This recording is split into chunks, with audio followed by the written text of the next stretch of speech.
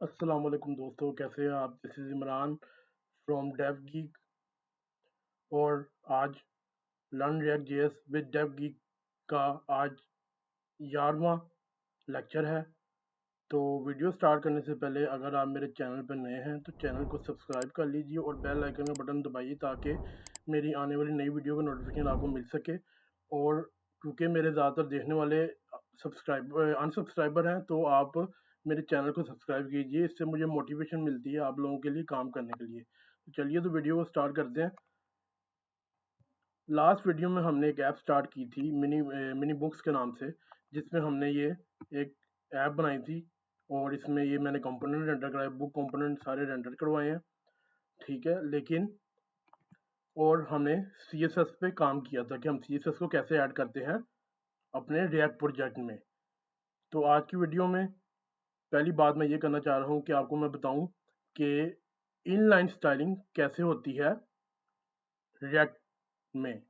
तो चलिए हम अपने कोड की तरफ चलते हैं। तो कोड की तरफ आके ये आ गया हम कोड की तरफ। तो मैं अपने बुक कंपोनेंट में आता हूँ या फिर मैं अपने टाइटल कंपोनेंट में आता हूँ और मैं चाहता हूँ इस H3 का जो कलर है वो रेड हो जाए।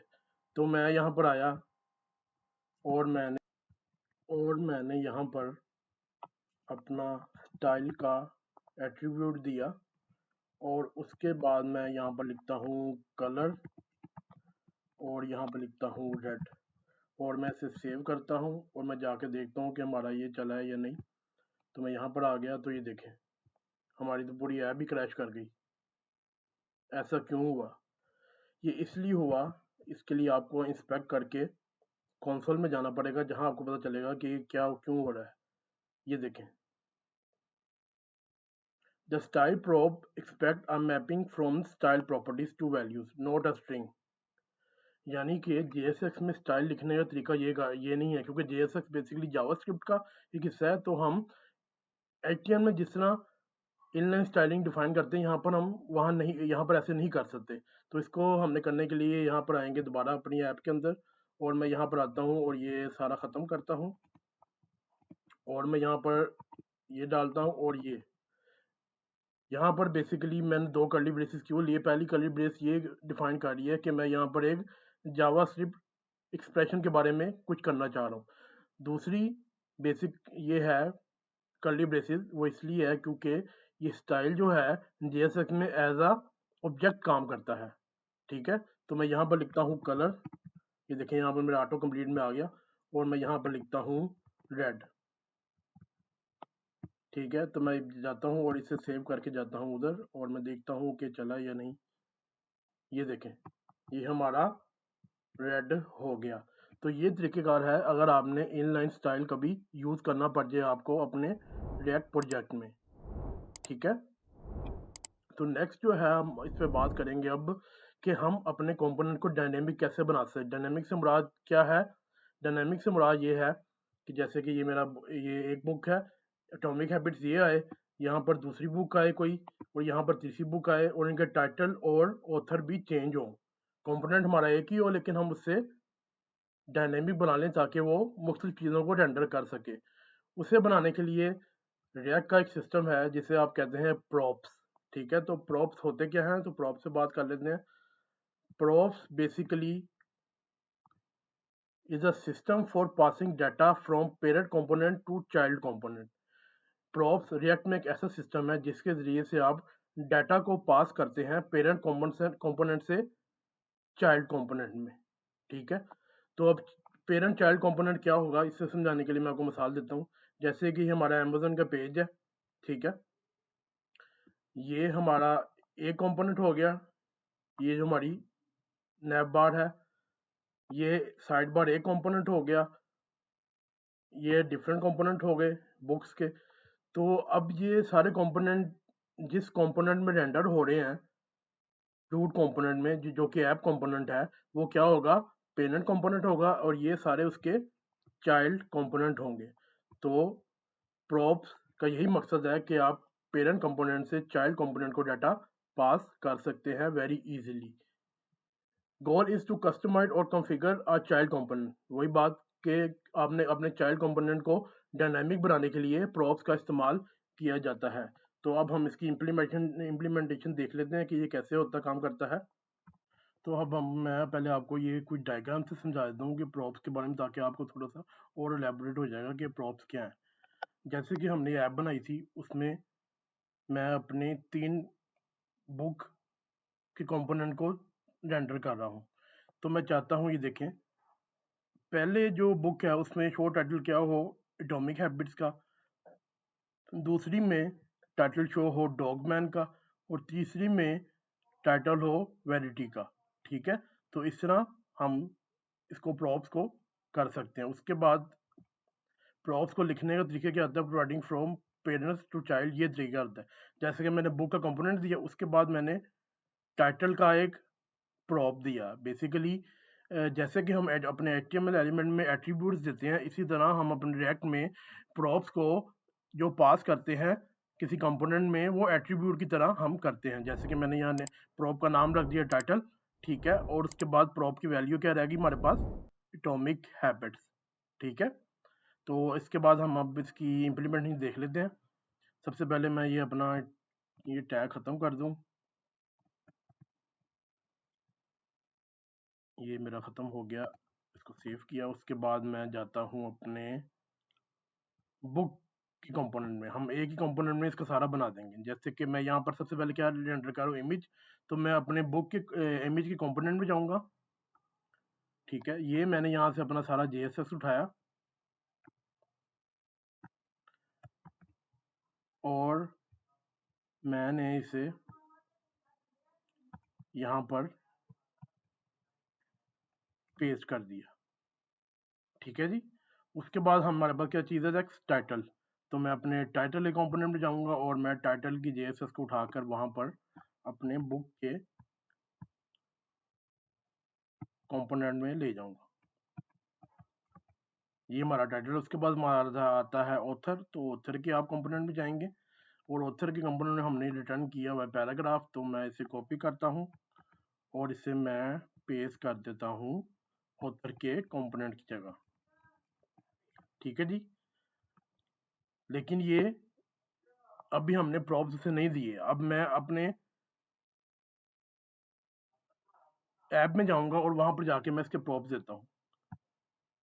जैसे कि मैं यहाँ पर आया और मैंने यहाँ दिया एक इमेज का, ठीक है जी, इमेज का प्रॉप्स दिया, वो इक्वल होगा जो मेरे पास वैल्यू आएगी, जो मैं वैल्यू देना चाहता हूँ। उसके बाद मैं देता हूँ टाइटल का, और मैं यहाँ पर ये भी अभी खाली चुनूँ ताकि मैं आपको बताऊंगा फिर किसे कैसे करना है। उसके बाद देता हूँ ऑथर का, क्योंकि ये हमारा पेरेंट कंपोनेंट, तो मैंने आपको कहा था पेरेंट टू चाइल्ड देते हैं हमेशा प्रॉप। ठीक है, तो मैं इन तीनों को कॉपी करके सेकंड बुक को भी दे देता हूँ और मैं अपनी थर्ड बुक को भी दे देता हूँ, और मैं इसे यहाँ पर सेव कर लेता हूँ। ठीक है, अब हम जाएंगे अपने बुक कंपोनेंट में।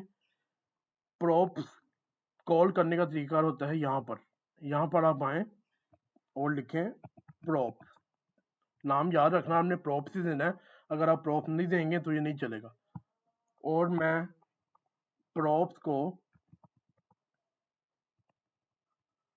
कौन लॉग करके देता हूँ कि प्रॉप्स क्या होते हैं। इसे मैंने सेव किया। ठीक है जी, और मैं जाता हूँ अपने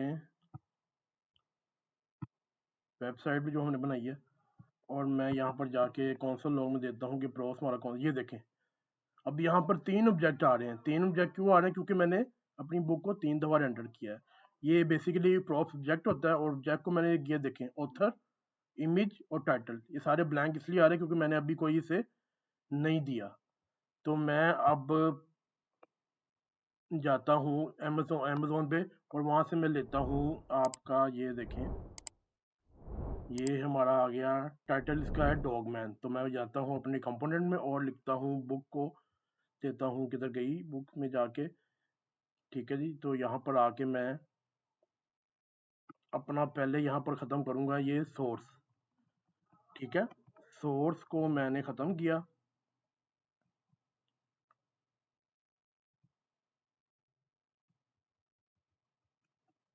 ठीक है, और मैं यहाँ पर दूंगा कर्ली ब्रेसेस क्यों? क्योंकि JSX में जावास्क्रिप्ट वेरिएबल को या फिर एक्सप्रेशन को डिफाइन करने के लिए कर्ली ब्रैकेट दी जाती है। यहाँ मैं देता हूँ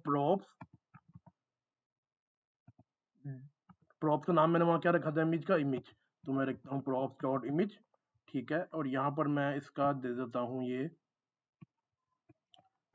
एट्रीब्यूट ऑल्ट का, तो मैं देता हूँ प्रॉप्स डॉट टाइटल, ठीक है, क्योंकि ये टाइटल यहाँ पर सूट करेगा। उसके बाद यहाँ पर H3 मैंने दिया हुआ है, यहाँ पर मैं H3, तो मैं यहाँ पर अब ये H3 को भी रिमूव करता हूँ यहाँ से, ठीक है जी।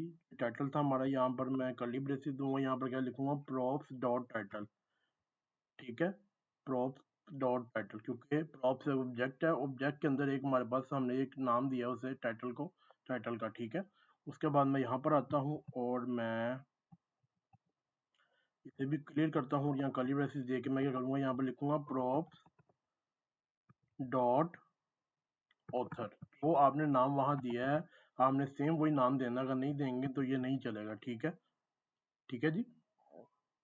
अब हमने इसे कॉन्फ़िगर करना है जाके कहाँ पर, ऐप में जाके, जहाँ पर मैंने टाइटल, ऑथर और इमेज ब्लैंक दिए थे, वहाँ जाके इसकी वैल्यूज हमने पुट, तो मैं ये जाता हूँ अपने ऐप में और पहला हम इमेज देते हैं, पहले इमेज से पहले हम देख लेते हैं टाइटल कौन सा देना है।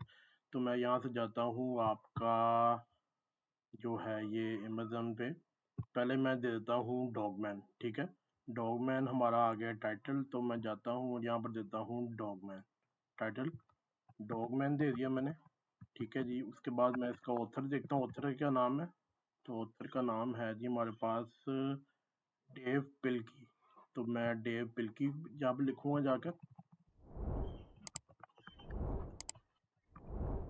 ये मैंने पिल्की दे दिया।